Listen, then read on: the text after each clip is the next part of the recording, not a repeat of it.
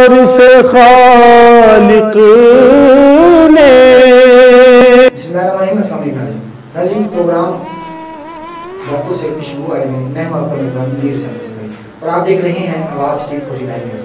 ناظرین آج کے ہمارے پروگرام باتوں سے خوشبو آئے میں ہمارے مہمان موجود ہیں ہمارے ساتھ علامہ صاحب زادہ طاہر مرزائی صاحب اور ان کے ساتھ ساتھ استاد محترم سردار محمد علی قمر ڈوگر صاحب.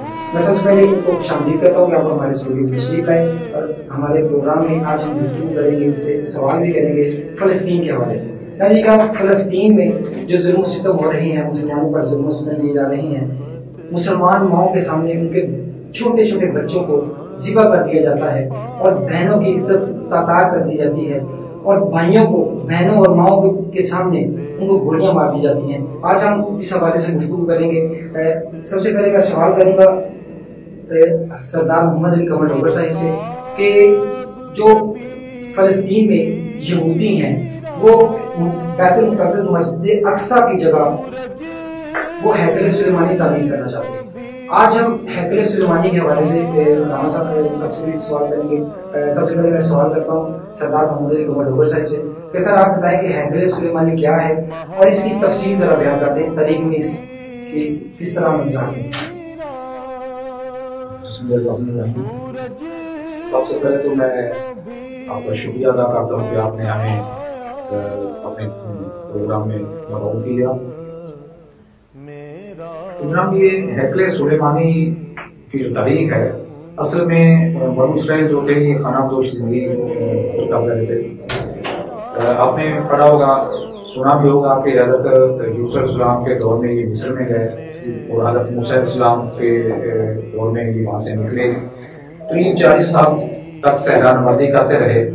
تو وہی ان کی خانہ بدوش والی زندگی تھی, یہ خیموں میں گزر بسر کرتے تھے اور عبادت کے لیے ان کی کوئی مستقل عبادت گاہ نہیں تھی. یہ اپنے خیمے میں ہی عبادت کرتے تھے اور تابوت سکینہ جو ہے وہ ان کے پاس تھا, جس میں حضرت آدم علیہ السلام سے لے کے حضرت موسیٰ علیہ السلام تک اور ان کے بعد جتنے بھی انبیاء ہیں ان تک جتنے بھی تبرکات اس میں موجود تھے. اور یہ جب بھی جنگ کرتے تو اس کو اپنے آگے رکھتے تو اس کو خیمے میں رکھا جاتا تھا اور اسی کی طرف یہ منہ کی عبادت کرتے تھے. تو پھر حضرت داؤد علیہ السلام کے دل میں یہ خیال آیا کہ کیوں نہ ہم ایک محبت ایک عبادت خانہ جو ہے وہ تعمیر کرتے ہیں.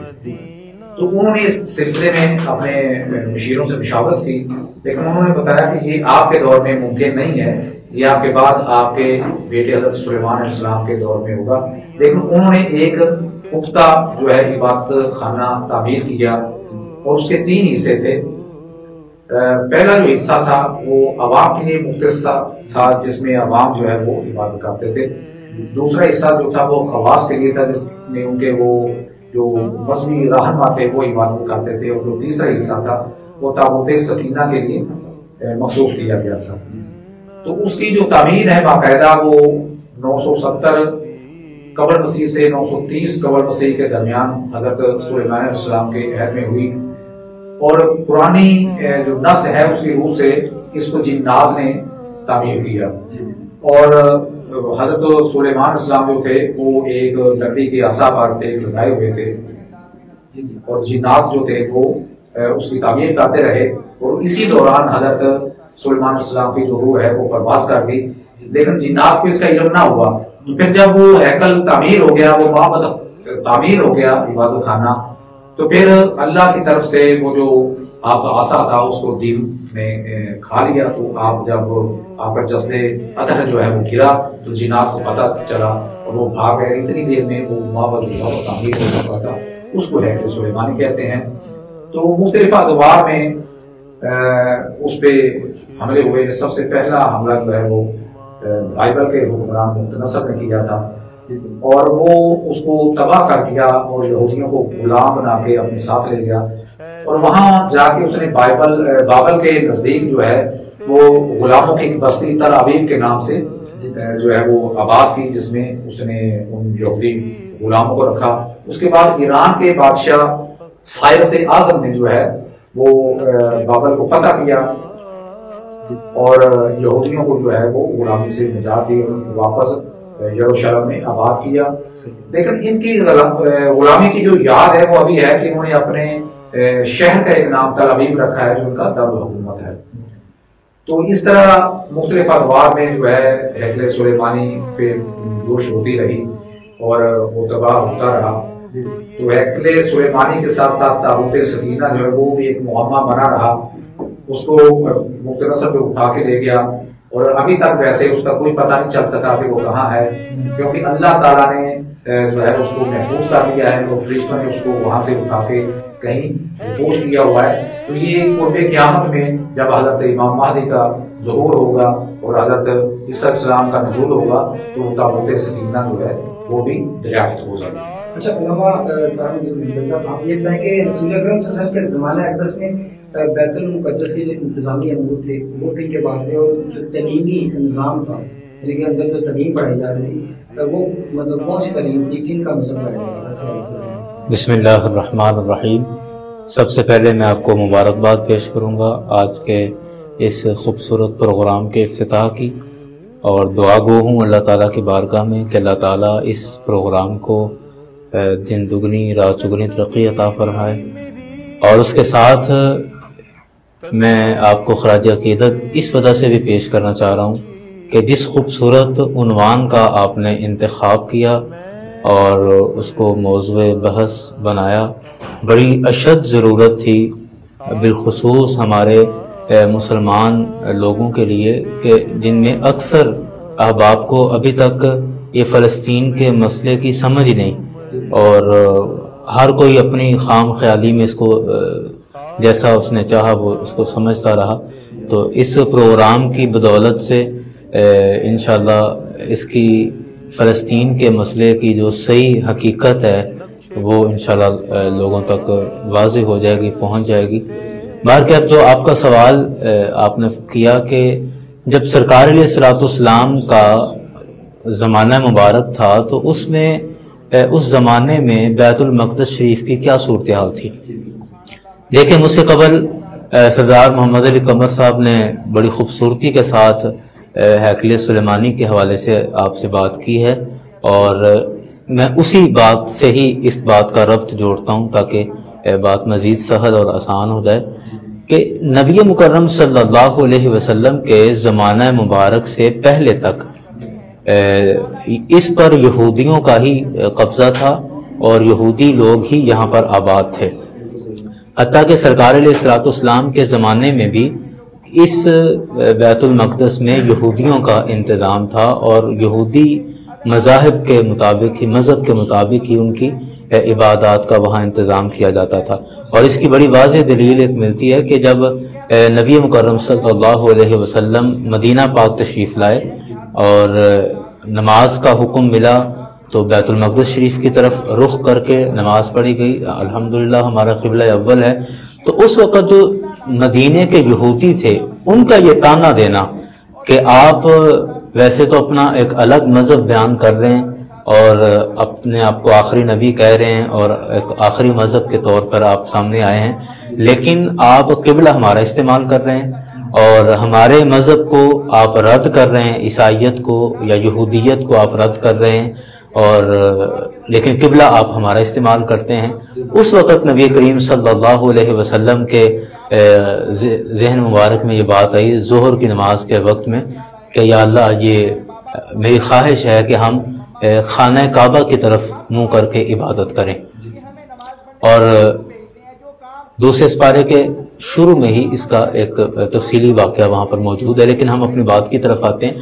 تو سرکار علیہ الصلوۃ والسلام کے زمانے میں یہودیوں کا اس پر قبضہ تھا اور ان کے انتظام کے مطابق ہی یہاں پر عبادات وغیرہ کا سارا سلسلہ کیا جاتا تھا.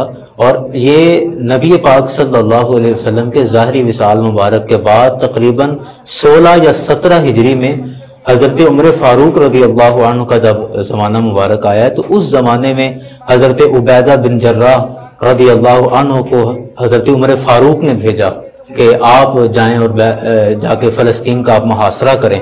اس وقت جب آپ ایک بڑے لشکر کے ساتھ گئے حضرت عبیدہ بن جراح اور فلسطین کا آپ نے محاصرہ کیا تو اس وقت پھر یہ اس کی سلطنت جو تھی, خیر وہ ایک تفصیلی واقعہ ہے کہ فلسطین کے لوگوں نے خود کو سرنڈر کر دیا اور انہوں نے کہا کہ ہم آپ سے معاہدہ کرتے ہیں کہ آپ آئیں، یہاں کے سارے انتظامات سنبھالیں، ہم آپ کے ماتحت یہاں رہیں گے اور اس کا آپ کو ٹیکس بھی ادا کرتے رہیں گے۔ تو حضرت عمر فاروق رضی اللہ عنہ کے زمانے میں مسلمانوں کے قبضے میں یہ علاقہ آیا ہے اور بیت المقدس شریف پر بھی مسلمانوں کا انتظام ہوا، ورنہ اس سے پہلے یہودیوں کے زیر انتظام ہی یہ سارا معاملہ چل رہا تھا۔ اچھا ڈاکٹر صاحب، آپ یہ بتائیں کہ مختلف ادوار میں بیت المقدس کی جو فتوحات ہوئی ہیں اس حوالے سے ہمیں نہیں کرنے گے۔ اصل میں یروشلم جو ہے یہ ایک پہاڑی شہر ہے، ایک پہاڑی پر آباد ہے۔ تو سب سے پہلے اس کو جو ہے وہ حضرت داؤد السلام جو ہے پتہ کیا تھا اور انہوں نے باقاعدہ اس کو اپنی سلطنت میں داخل کیا۔ ان کے بعد پھر بابل کے حکمران بخت نصر نے اس پہ حملہ کیا اور یہاں سے یہودیوں کو بے دخل کر دیا اور یہودیوں کو غلام بنا کے وہ اپنے ساتھ بابل میں دے دیا۔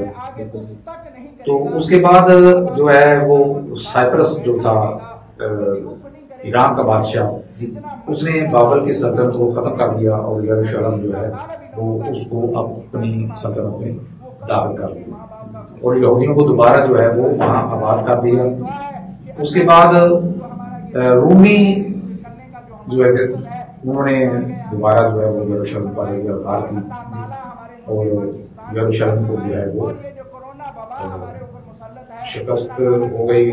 وہاں کے باشندوں کو یہود تھے، کیونکہ یہود جو تھے وہ اللہ تعالیٰ کی نافرمانی کرتے رہتے تھے، انبیاء میں آتے رہتے تھے، ان انبیاء کو وہ قتل بھی کرتے تھے۔ تو اس کے بعد پھر جو تیتوس نام کا ایک جنگجو ہے جو رومی ہے، اس نے زیادہ تباہی جو ہے وہ یہاں مچائی اور یروشلم کی مسجد جا رہی یہودیوں کی یہاں سے بے دخل کر دیا۔ تو یہودی یہاں سے جو ہے وہ مختلف ممالک میں بکھر گئے۔ تو پھر پہلی جنگ عظیم جو ہوئی ہے اس میں چونکہ یہ جو یروشلم تھا یہ ترکی کا حصہ تھا، سلطنت عثمانیہ کے تحت تھا، تو اس میں جرمنی اور ترکی جو تھے یہ اتحادی تھے، تو جرمنی کو شکست ہو گئی۔ تو پھر 1917 میں جو ہے وہ یروشلم جو ہے وہ سلطنت عثمانیہ سے نکل گیا اور یہ دوبارہ عیسائیوں کے قبضے میں چلا گیا۔ اور اس کے بعد جو ہے 1947 میں یہاں یہودیوں کو جرمنی سے لا کے آباد کیا گیا، چونکہ جرمنی میں ہٹلر نے ان کا قتل عام کیا تھا جس کو ہولوکاسٹ کا نام دیا گیا ہے۔ تو جو بچے کچھ لوگ تھے وہ واپس یروشلم میں آئے اور یہاں پھر بھی مسلمانوں نے جو اس سے وہ نرم رویہ رکھا اور وہاں بسنے کی اجازت دی۔ اس کے بعد 1967 میں ایک آسٹریلوی یہودی جو تھا اس نے مسجد اقصیٰ کے ایک حصے کو آگ لگا دی جو 3 گھنٹے تک جاری رہی اور بڑی مشکل سے اس پہ قابو پایا گیا اور مسجد اقصیٰ کا جو ہے وہ کچھ حصہ جو ہے وہ شہید ہو گیا۔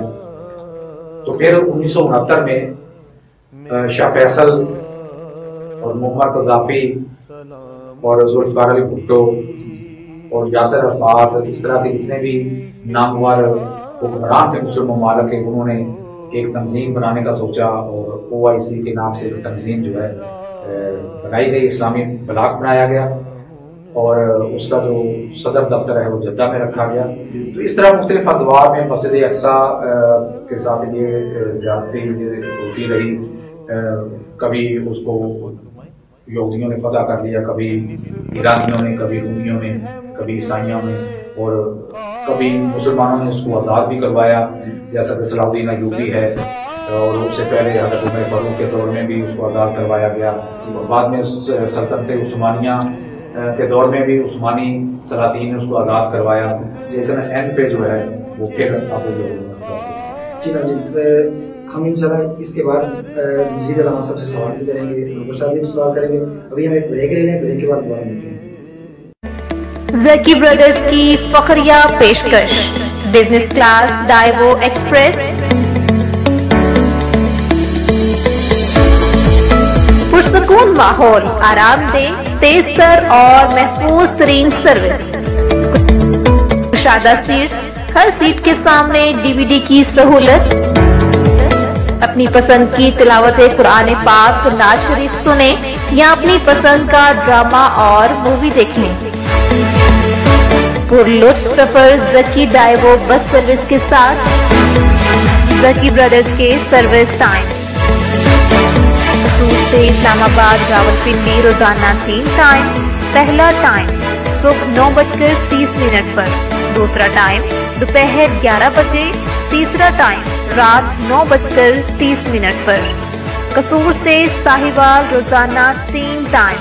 पहला टाइम सुबह 8 बजे, दूसरा टाइम दोपहर 12 बजे, तीसरा टाइम शाम 4 बजे। कसूर से फैसलाबाद रोजाना 2 टाइम। पहला टाइम सुबह 8 बजे, दूसरा टाइम 1:45 पर दोपहर में। कसूर से सियालकोट रोजाना सुबह 8 बजे। कसूर से मुल्तान सुबह 7 बजे, दूसरा टाइम दोपहर 2:30 बजे। कसूर से बहावलनगर चिश्तियाँ रोजाना सुबह 7:30 बजे, दोपहर 1:30 बजे। इसके अलावा लाहौर के लिए हर 10 मिनट बाद सर्विस जारी है। तो आज ही अपनी एडवांस सीट की बुकिंग करवाएं।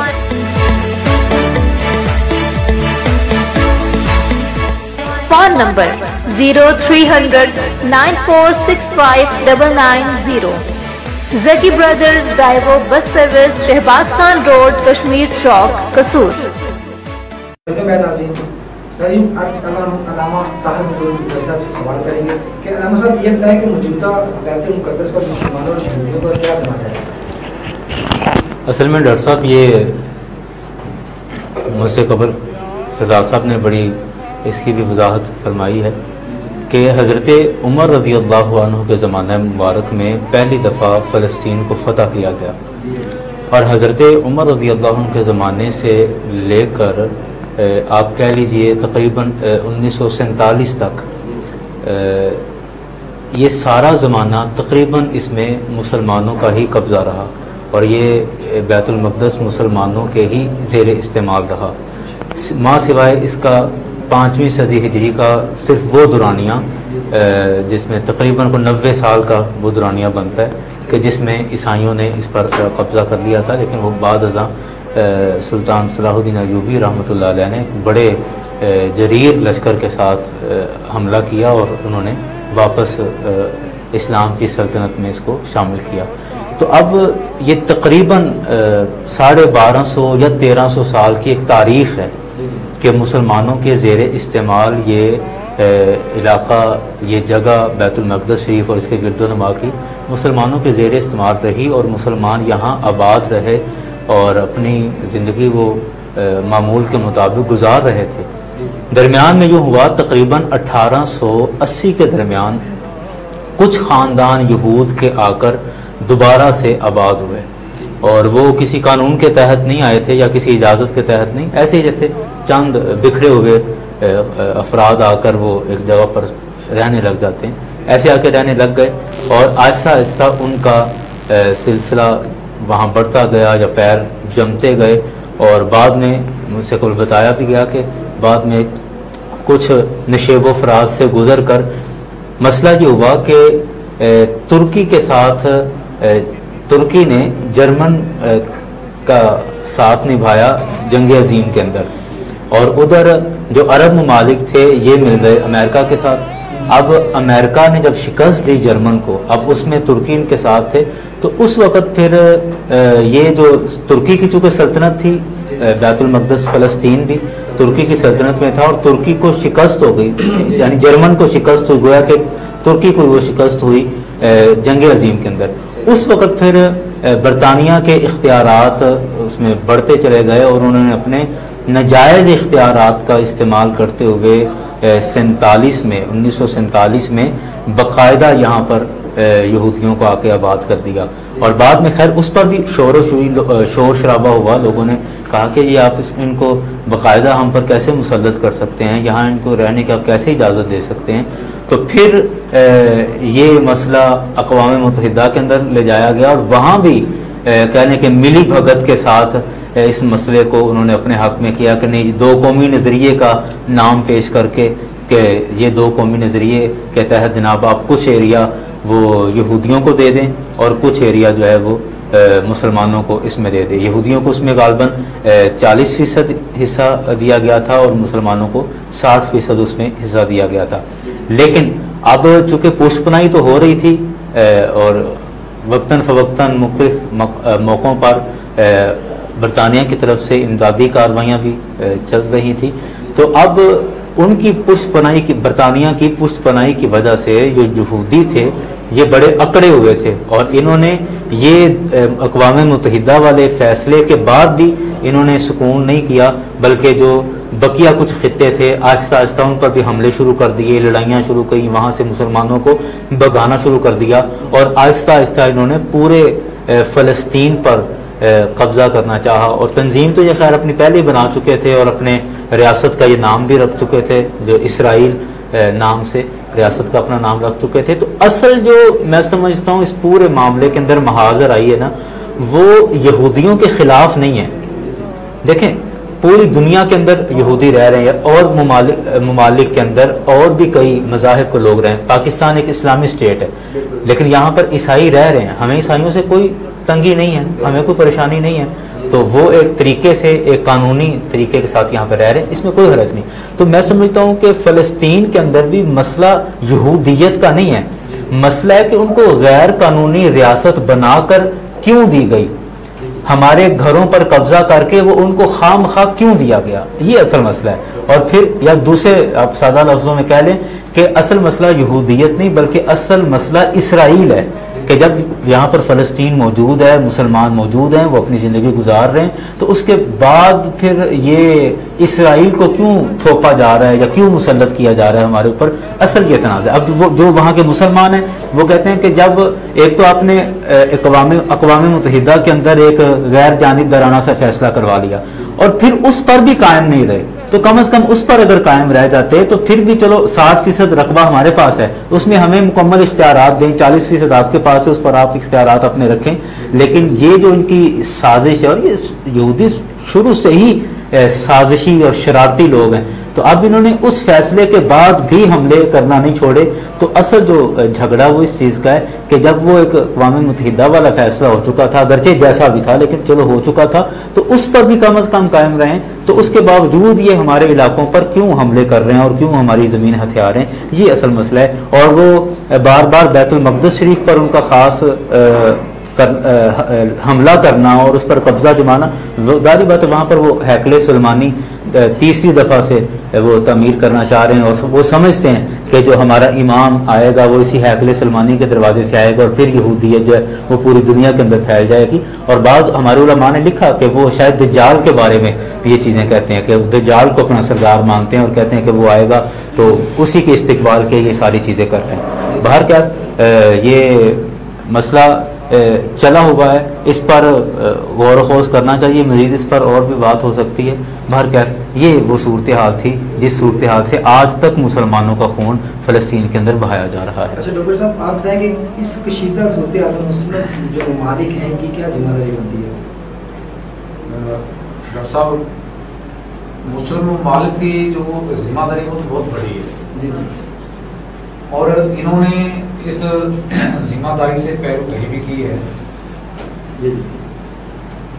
جیسا میں نے پہلے عرض کیا تھا کہ 1969 میں انہوں نے عالمی تنظیم اسلامی تنظیم بنائی، محترم عالم اسلامی، اور اس کا پہلا اجلاس بھی رباط میں ہوا.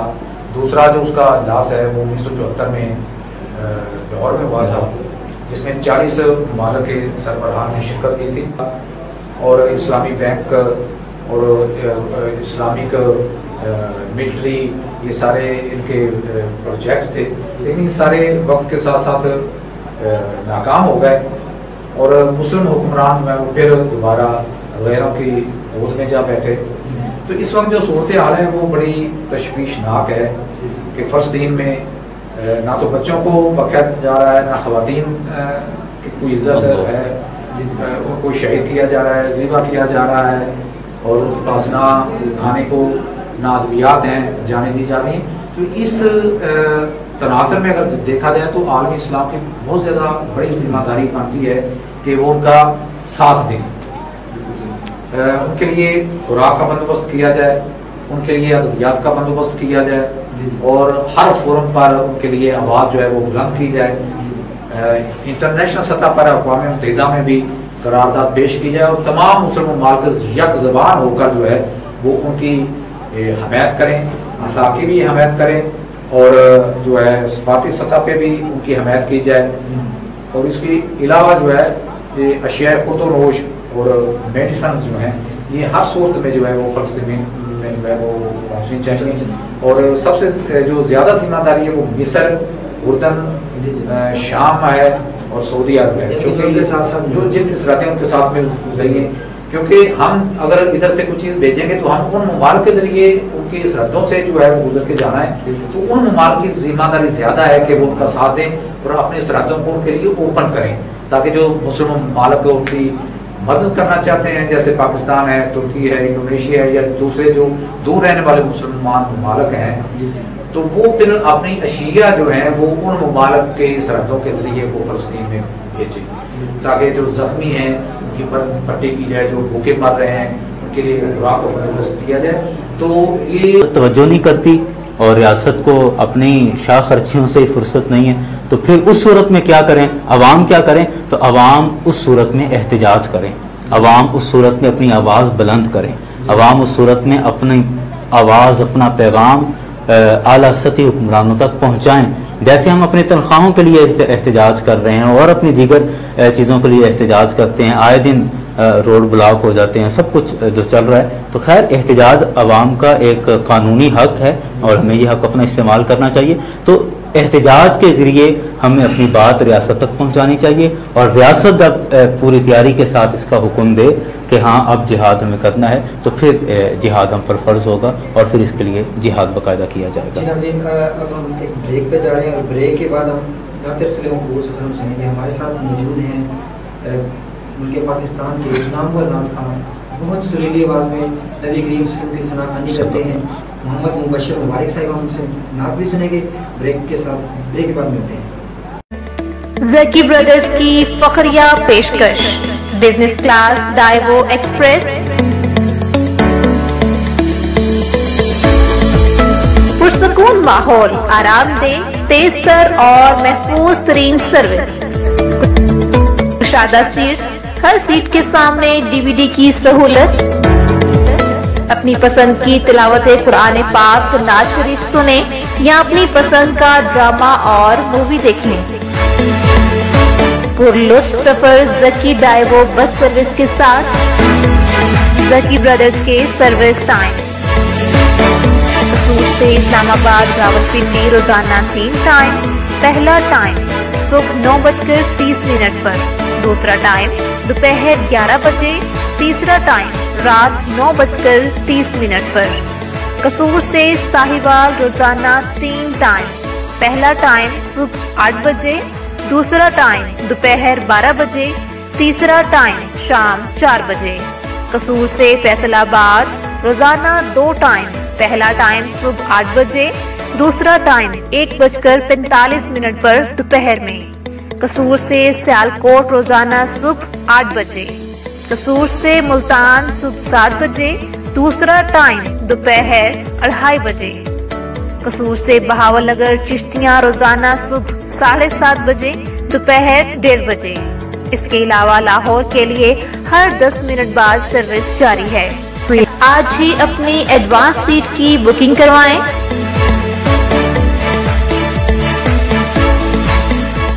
Phone number 0300 9465 990। Zaki brothers Daewoo bus service, Shahbaz Khan road, Kashmir चौक, कसूर। वेलकम बैक नाज़रीन। ब्रेक से पहले हमारे साथ गुफ्तगू कर रहे थे अल्लामा साहब साहब और सरदार मोहम्मद अली कमोडोवी साहब। नाज़रीन हम ये फ़लस्तीन के हवाले से जो हमने गुफ्तगू की है, जो हैकल सुलेमानी और शुरू से लेके आखिर तक, यानी कि जब बैतुल मुक़द्दस यानी कि हैकल सुलेमानी तामीर किया गया था दाऊद अलैहिस्सलाम के दौर से लेकर آج تک ہم نے اس پر مختصر وقت میں جامعہ گفتگو کرنے کی کوشش کی. ہمارے ساتھ جو مہمان تھے انہوں نے بہت جامعہ ہمیں جوابات دیے سوالوں کے. اب ہم نعت رسول مقبول صلی اللہ علیہ وسلم سنیں گے محمد مبشر مبارک سے. جی مبشر بھائی نعت رسول مقبول صلی اللہ علیہ وسلم سے.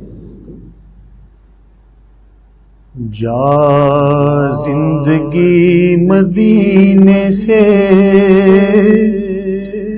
جاؤں کے ہوا کے لا، جا زندگی مدینے سے جاؤں کے ہوا کے لا،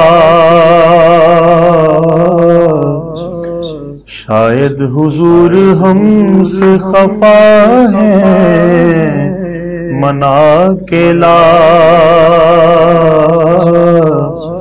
شاید حضور ہم سے خفا ہے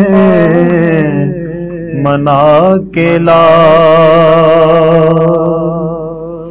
کچھ ہم بھی اپنا چہرہ باطن سوار لیں، کچھ ہم بھی اپنا چہرہ باطن سوار لیں، بکر سے وہ زاویے عشق و وفا کے لا، بکر سے وہ زاویے عشق و وفا کے لا. اور آج کل فلسطین کے اندر جو کچھ ہو رہا ہے کہ دنیا بہت ہی تنگ مسلمان پہ ہو گئی، دنیا بہت ہی تنگ مسلمان پہ ہو گئی، فاروق کے زمانے سے نقشے اٹھا کے لا، اور مرحوم کر دیا ہمیں جس سے نگاہ نے، مرحوم کر دیا ہمیں جس سے نگاہ نے، عثمان سے وہ زاویے شرم و حیا کے لا، عثمان سے وہ زاویے شرم و حیا کے لا.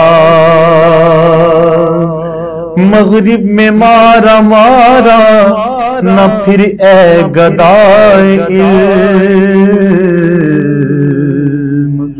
مغرب میں مارا مارا نہ پھر اے گدائے علم، دروازہ علی سے یہ خیرات جا کے لا،